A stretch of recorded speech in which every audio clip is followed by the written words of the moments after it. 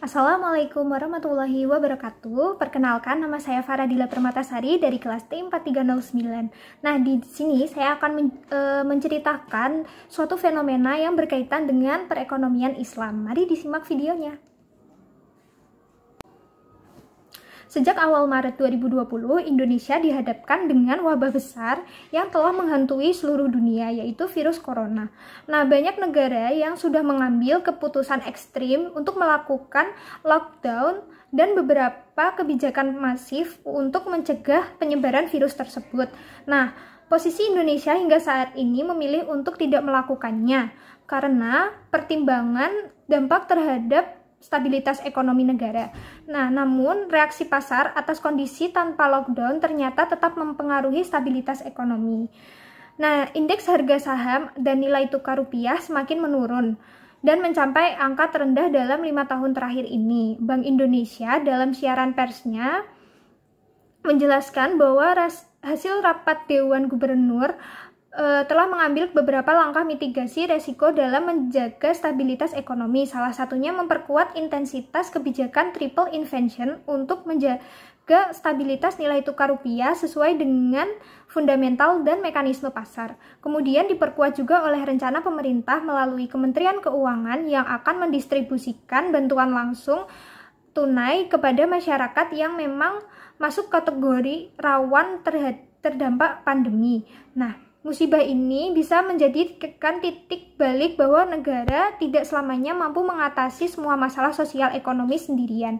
Nah, populasi penduduk Indonesia yang sangat banyak didominasi kategori masyarakat yang berpenghasilan rendah, bekerja di sektor informal dan usaha mikro. Mereka merasa resah dengan pemberlakuan pembatasan aktivitas yang artinya tidak bisa mencari nafkah lagi.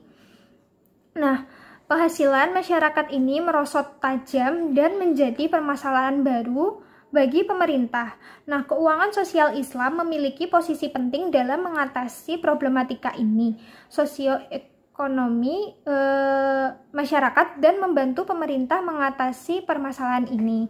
Nah, sebagai negara dengan mayoritas muslim terbesar, maka dapat memaksimalkan potensi dana sosial Islam yang dikelola oleh organisasi pengelola zakat, infak, dan sedekah, lembaga pengelola wakaf, dan lembaga keuangan mikro atau BMT.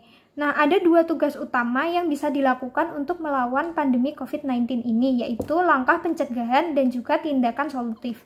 Pemberdayaan dana, zakat, infak, dan sodakoh ZIS dapat dimaksimalkan untuk membantu masyarakat untuk bisa bertahan hidup.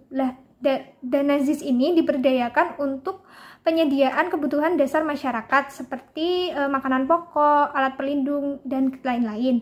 Nah, sesuai dengan peruntukannya, dana ZIS ini mengedepankan urgensi kebutuhan dasar konsumsi para mustahik atau dalam kondisi ini adalah masyarakat yang ekonominya terganggu. Nah, dana atau aset wakaf dapat diberdayakan untuk membantu penyediaan fasilitas sanitasi yang baik dan di lingkungan masyarakat dan penyediaan sumber air bersih. Jika memungkinkan, dana wakaf bisa juga membantu penyediaan alat-alat kesehatan yang memiliki manfaat terus-menerus. Selanjutnya, tindakan solutif harus dilakukan untuk masyarakat yang tidak dapat bekerja dan usaha mikronya kehabisan modal usaha. Nah, bahkan yang tidak dapat memenuhi pembayaran hutang, peran OBZIS ini dapat membantu untuk keringanan pelunasan hutang serta pemberdayaan dana zakat produktif untuk membantu usaha mikro. Nah, peran BMT sendiri memberikan stimulus keuangan seperti penyaluran pinjaman kebajikan, kelonggaran dalam akad kerjasama yang bisa membantu masyarakat menjalankan kembali usaha mikronya. Perlahan tapi pasti, roda perekonomian masyarakat kelas bawah tidak akan berhenti jika langkah solutif ini dijalankan. Lembaga wakaf dapat juga memberikan peran pembangunan dengan penyediaan program padat karya untuk menyerap tenaga kerja. Nah, yang ketiga, dari ketiga elemen keuangan sosial Islam tersebut dapat bersinergi memberikan kontribusi ekonomi yang besar baik jangka pendek maupun jangka panjang.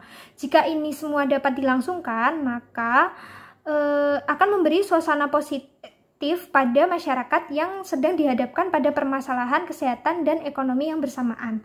Saatnya kita fokus untuk memberdayakan keuangan sosial Islam untuk menyelamatkan ekonomi umat demi keberlanjutan hidup bangsa Indonesia. Dan semoga fase pandemi COVID-19 ini segera berlalu. Terima kasih dari saya. Wassalamualaikum warahmatullahi wabarakatuh. Pandemi